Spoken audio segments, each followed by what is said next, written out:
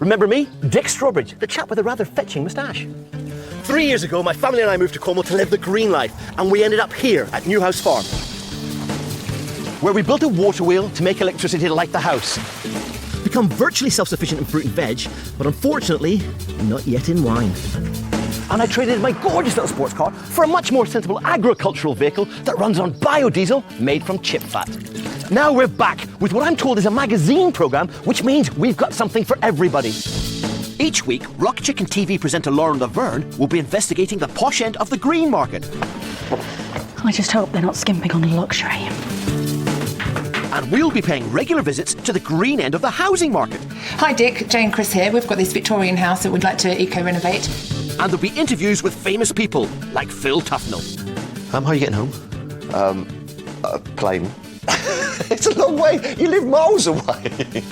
And still time to show you what we're getting up to at Newhouse Farm, with plenty of top tips for a tip-top eco-lifestyle. Here's a thought for you. It's not easy being green. Never has been, probably never will be. But it's an awful lot of fun trying.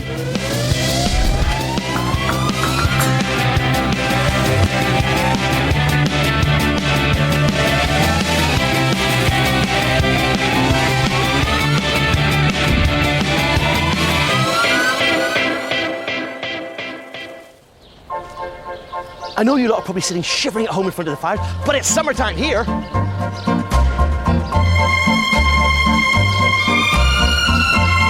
And that means you have to put up with my shorts and rather hairy legs while we crack on with our latest project, our very sexy PV panels. We need to get a hand on that. Yep. Feed it up that way. The wires are on this end. Toby, you're in charge of the wires, mate. Lovely job. No pressure. Okay. Photovoltaic panels use sunlight to make electricity, and these little beauties are going to make us self-sufficient in power. Master James Strawbridge has become quite the expert. Well, this is a hybrid monocrystalline system. It's got 20% efficiency, and somehow, scientifically, the sun hits them and they make electricity. I think it's a bit of magic. James did a history degree, but look, it's that easy. So actually, light comes in here, it makes electricity, and what do we do with it? Send it into the house, and hopefully we'll get a year's supply from it. Interested? Then you'll need a south-facing roof or wall strong enough to support the panels. Very soon, no fossil fuels will be burnt to make my cups of tea, which is just as well, seeing as I have so much entertaining to do over the series. Each week, I'll be inviting a guest to take our eco-test. Victim number 1 is... Phil! Hello, mate. Good to see you. How are you doing? I'm very well. Right? Yes, very good, thank you, mate. Yes, good. not too bad. I've come prepared. You've got boots on, you're all ready to go. Yeah, Do you know why you're here? Yeah, well, not really. Oh, good man, come on. Phil Tufnell. But first up, a tour of the estate. I'm a little bit green. I'm a little bit green. Good man. Massive, but not massively. Obviously, it's slightly different. What we've done here is we've tried to set up as much as we possibly can. Yeah? Yeah, we'll make our own electricity. Yeah. Yeah, you're not into that sort of thing, are you? Well, no, make your own electricity. You're like a scientist. Yeah, well, not quite. Well, there you go. So, what's up here? Do you mind? You don't look as if you eat enough, mate. Well, no, I mean, I was a sportsman, you know. I was a sportsman. Yeah, I know you. I know. Yeah. The little diet's bit. important to you, because obviously we grow quite a lot of our own stuff. Yes, but, yes. Now, I know a couple of mates who grow their own stuff now. Yeah. And they're kind of, it's quite funny, isn't it? Because, you know, these boys were kind of cool kind of guys around town, and now they all go down to the allotment and start sort of like growing tomatoes, which is quite weird, I reckon.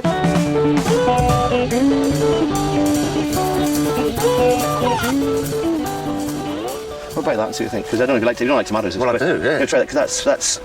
It should taste different. Does it need to be washed? No, it doesn't. There's nothing on it nasty. Cool, just need to be washed.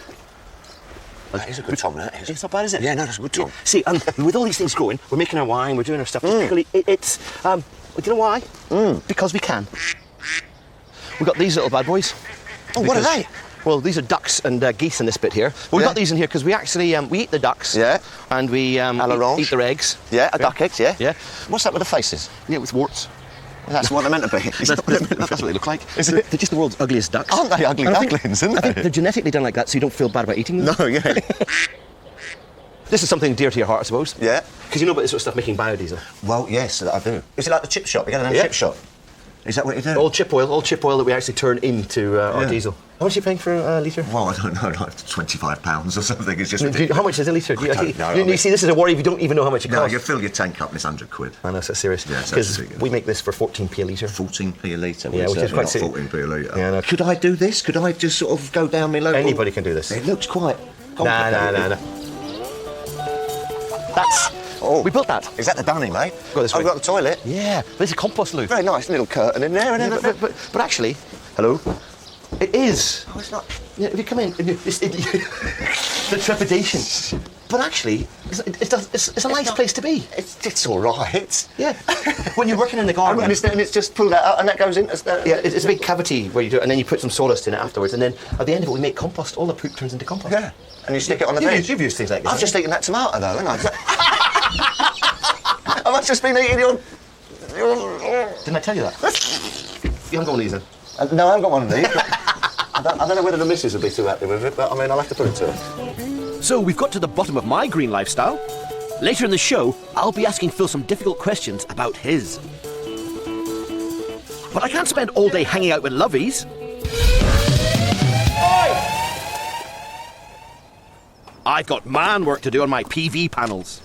That part of the roof is perfect for capturing sunshine because it points due south. But that's the easy bit. Now we have to take a buried cable from the control panel in the course barn under this concrete, get all the way around to the back of the house, about 60 metres, and then we connect it to the national grid. This is where the digging starts. But we don't want to dig up the concrete, because replacing it is one of the most environmentally unfriendly things you can do. This is some phenomenal number, like it's something like an eighth of all the carbon footprint in the world comes from making concrete. Yeah. It's about 12%, isn't it? So it's a phenomenal number. So we're using a mechanical mole to burrow under the yard.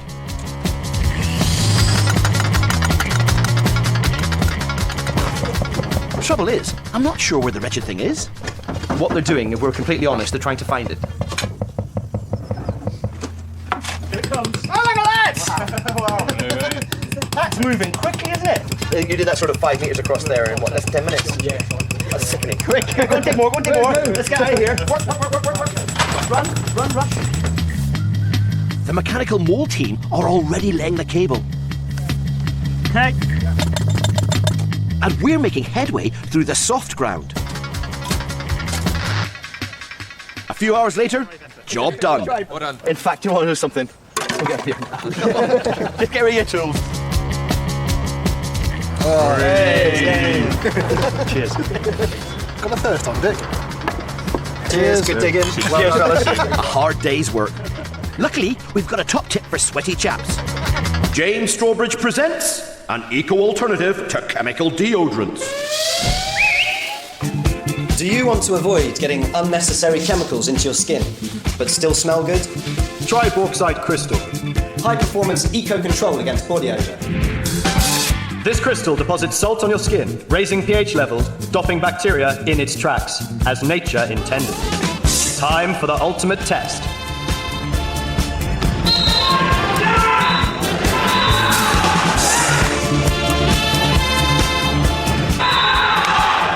If you want to score, Rock fresh. gets results. Rock fresh. Joking apart, you really can buy these things at any hippy-dippy store or website. Go on, try one. You could smell just like James. Hey! But first, here's Lauren Laverne to tackle one of life's great dilemmas. Well, for some. You know those things that just don't come in the same sentence as environmentally friendly or sustainable? Things that don't even come in the colour green. But you really, really want one. Looking for an eco-friendly swimming pool is like trying to find an eco-friendly nuclear bomb. It's just not possible. But there are ways to make these works of the devil a little bit less, well, devil-like. It is possible to spend your way out of environmental embarrassment. What we've got in the background going on is a drilling rig drilling 100-metre deep holes for the geothermal heat pump that will provide all the energy to heat the house, heat the hot water and heat the swimming pool and swimming pool air. There's a pipe in and a pipe out. This is what we call a closed loop. All we're doing is taking the heat out of the earth and that's what's being used to run the heat pump. And this is expensive to put in, but on a house of this size where we've got a big house with indoor swimming pool, you're looking at a repayment of 3 or 4 years. They're doing their best, but they could do better. This must be underwater love. The way I feel it slipping all over me. This must be underwater love. The way I feel it. Or you could have one like this, where nature does all the heating and bacteria eating for you, and there isn't even a muddy bottom. So, Will, what actually is this? Is it a swimming pool? Is it a pond? Is it something in between the two? It's something in between the two. It's a natural swimming pool. This is the ultimate in Enviro chic. No chemicals to buy, and the little pump that swishes the water around only uses a quarter of the power needed for a regular pool. And it gets better. A natural swimming pool pump only has to run while the plants are actively growing during the daytime. So you've automatically halved the amount of time already? 6 to 8 hours is enough. OK. This is the carbonator, which helps feed the plants. And it also means that if the plants are healthy, they're giving oxygen to all the organisms that actually clean the water. They're not just organisms, they is bugs. OK, Hal, so I understand you know a lot about the wildlife around this pool pond. Just found a water snail. Oh, yeah, look at that. What about the snail poo, though? Is that not a problem? Snail poo. That's not really a problem. OK, good to know. I feel like I'm shadowing a young David Bellamy here, it's amazing. There's a water boatman there. OK. They just skate on the water. And be assured, viewer, no bugs were harmed in the making of this film. It's an animal-friendly skimmer. Any animals or bugs that get caught in it can either swim back at night or climb out the back safely and get back into the pond over land. Newt-friendly. Good to know. I think I'd be quite squeamish about bugs and insects. I mean, are there a lot of those little critters in there if I was going to swim in there? Most of the larger species keep to the edges in the plants where the main habitat is, but there is small and microscopic bugs through the swimming area. These actually clean the water, so they're an important part of it. So how clean is it? Can you show us? This water we tested recently, 2 months ago, and it was drinking water quality, so it's fine to drink. Really? Can you? And in fact, the water tastes quite sweet. It's delicious. Would you like some? OK, go on then. Oh, it's actually really nice. It's lovely, yeah. A top-of-the-range pool like this will set you back over £100,000. All swimming pools are expensive, but at least these don't cost the earth. And best of all, you can invite your friends over for a swim and watch them go green with envy. Dry clean only, but fine. It's a bit like the Lost Boys in here. Up next, our first visit of many to Chris Mead and Jay Hayter. Hi Dick, we've got this Victorian house that we would like to eco-renovate. We're looking at wall insulation, loft insulation, green ideas for solar energy, alternative energy, wind power, wind turbine. What else? Any of your magnificent inventions could come along that would fit snugly into a Victorian house. I think that's what we'd be interested in. Flattery will get you everywhere. You get to knock on the door. Ooh, good knocker. Where is it? It's the top.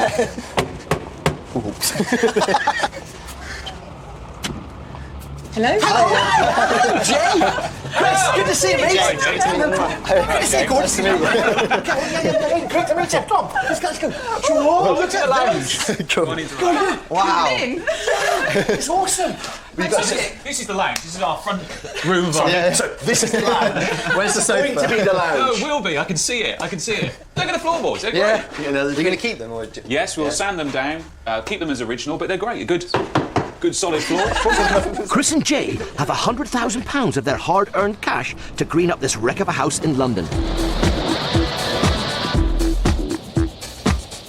They want it to be an all-singing, all-dancing temple to green technology. There's a huge amount to be done. We're talking blank canvases. You know, you can do almost anything. There's damp in the basement. We used to have air bricks, but over a period of time they've all been blocked up and it's starting to smell. The whole house needs rewiring and replumbing, and so does the garden. It's like I want chickens out there. I want free-range eggs. That's a jungle. And this will be the control centre for all the green technology. And then hopefully this is going to be an eco-comms room. We'll explain. Yeah. Not yet. Their £100,000 has to go a long way to create a bijou residence, complete with solar power and state-of-the-art heating. Just at the beginning, it's thinking about your priorities. If you've already got the idea, you want solar PV, you want underfloor heating. Yeah. But perhaps, if we look around, it might be sort of like, I don't know, insulation might be the first thing you need to focus on. I don't know, just try. And it's very easy to think, let's go green, let's buy solar panels. James is absolutely right. Loft insulation is the best way to start and could cut heating bills by £200 a year or more. And this is my favourite kind. Is it? Oh, it is cheap, well. This isn't cheap. Any insulation is good insulation, and this is green, so it's doubly good. Sheep's wool costs 4 times as much as the cheapest insulation on the market. But Jay thinks she's worth it. This is brilliant. You can put it up. You're not getting any fibres, man-made fibres on your hands. You can take it down. It's easily malleable. It's brilliant. It's naturally fire retardant. Obviously, it's got to be laid properly into the edges. And that's where James comes into. It's even really important to get it into the eaves because all those awkward little corners that I can get in that my dad can't. So it's actually really, really important because if you've got one gap, then it's almost like all of this is worthless. Let's get some bags in and let's get started. 75,600. 75,600. Come on, Jay, work faster. Our houses are responsible for 1/4 of the carbon emissions in the UK. Half of the heat loss in a typical home is through the roof and loft. 400. 75,600. Nuts. 100, helpful. Loads more. Really? Yeah. We're having to put 3 layers of insulation up because, you need about 270 mil, about a foot in old money, of insulation in your roof. No good saying you got insulation when you got 4 inches of fiberglass or something. And the more you put up there, the more heat you keep in, which means the less energy you use every winter when you're heating your house. So this is a good investment, and you only ever do it once because get enough in there and you'll stay warm. Over the next 6 months, this place is going to be a hive of activity. From the top of the roof to the bottom of the garden. And don't forget, they want chickens. Chris and Jay want to be living in this house before the end of the series. It's great, isn't it? It does. We'll be with them every step of the way. Okay. Bit of dust in the air. Done. Yay! It's nice and warm, actually. It feels good, doesn't it? They've got a long way to go. I hope they know what they've let themselves in for, because we've been here for 3 years and we keep finding new things to do. And most of them are aimed at trying to save us money. And our PV panels are no exception. Right, mind the corner. Yeah. Jim! Wait to see this. Jim. How much electricity will this make today? Our techie mate, what's this? Look, watch. There we go. Only Jim's going to have something like that in his pocket, isn't he? It's great. Yeah, okay, what's the numbers, mate? We got 300 watts per square metre today. But actually, we don't want days like this. We want lots of sunshine, because apart from anything else, we want it to pay for itself. Get a bit of an income, don't we? Because this job ain't cheap. Ow! It's all right. One person's allowed to do that's me. How much does it cost, mate? Well, Andy? This particular system is going to cost about £15,000, which is a bargain. And he said that with a straight face. Yeah. We're paying £15,000 for our installation, but we get £2,500 grant. So for £12,500, we're probably getting enough photovoltaics to keep us in electricity for a very long time. Yeah. Oh, the last one! If we were to connect this to that wire, we'd be making electricity. We would, but we'd give Jim a bit of a shock. Because he's connecting the wire. All right, which one do we put it in? Bearing in mind you could easily spend about £1,000 a year on electricity for a house like ours, the panels will pay for themselves. Eventually. Cabling done. Cabling done. What are you doing? Wait for the sun! With every bit of kit we install here at Newhouse Farm, our carbon footprint is getting smaller and smaller. But how do we compare with other people? There's one way to find out. Each week we'll be whipping out our ecological calculator to put a guest to the eco test. Of all the calculators on the web, we've picked this one by the WWF. It's fairly quick to do, well that's telly for you, and gives a clear and simple picture of your impact on the world. By answering a series of questions, we'll get a measure of how many planets would be needed to support life if everyone in the world lived the same way as them. I was a bit peeved by my score of 2.4 planets, but this calculator isn't designed for somebody who's already doing lots of green projects. It's designed for normal people, like Phil Tufnell. What we're going to do is, I've got some simple questions, and this gives a flavour for how you use your energy and resources in your life. Right. Nice simple question to begin with. How would you describe your diet? All round. Love everything. Meat. Yeah. You're not a vegan or a vegetarian, are you, mate? No, I'm not. Yeah, that's fair comment. Eat fish, everything, veggies, lovely. Right. In the last 12 months, have you bought any of the following? Right. Television or a hi-fi? Yes. You know the answer's supposed to be no to be green. Oh, is it? you said feeling all proud then. You said yes, and you were so pleased with yourself. Good man. Okay. There we go. What's this one? I quite like this question. What kind of vehicle do you travel in? Oh, well, this is where I fall down. And I will drive up to the paper shop to get my paper instead of having a walk or getting on a bike or something like that. I will get the big fella out and just zoom up there. So I'd say, yeah, naughty boy on that one. Okay. Which of these best describes the vehicle you use most? Oh, dear. Sodding large, isn't it? Yeah. And in fact, it doesn't matter how you look at this. Well, it's 4.4. But Do you know what, I'd like to give you you've got to have a bit of fun being green as well. You've got to have a bit of a laugh. No, haven't you? there's nothing green about having a 4.4 litre petrol car. No, I feel very ashamed of that, and I'm going to get rid of it. I mean, I still need a big car and a 4x4 because I live out in the country a little bit. But as you say, 4.4. Oh, you say a little bit. Like, talk to me, because this is quite good. Because you say I live out in the country, and then you add a little bit. Well, no, but I mean, you know, a little. So you need a 4x4. Well, you've got lanes, you've got little tracks as well that you have to go down and what have you. So you can't be doing it in a mini, mate. You Phil, can't be. it's not working on me here. It's not working. I'm not feeling the mud. Okay. I know. All right. Okay. I'll set it tomorrow. How do you heat your home? Gas central heated. Gas. Yes. Boiler, radiators. Do you buy your electricity on a green tariff? You don't even know what you pay for your electricity. Let's be honest. You What haven't is a got green Scooby tariff? You can buy green electricity, pay the same price as you pay for ordinary electricity as long as you used to ask for it. And it doesn't. Well, they don't have to come around and put a great big hose. They don't do right in the anything. front. It's just green electricity. They don't do anything. You just buy a simple way to do it. Right. How warm do you keep your home? Cool, comfortable, warm, or hot? I would say comfortable. Which is 14 to 17 degrees. That's.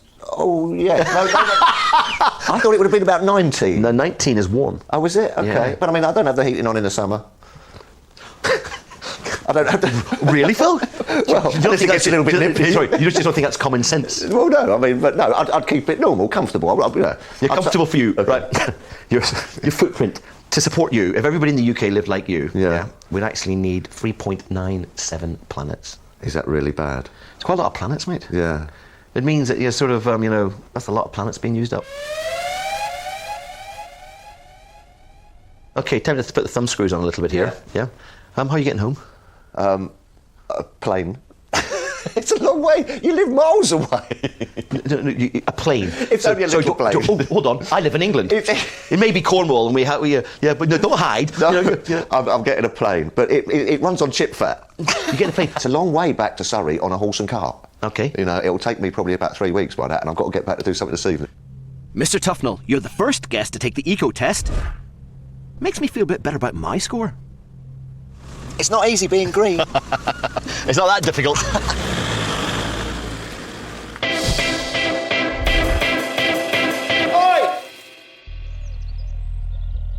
On a good day, we should be making more electricity than we need.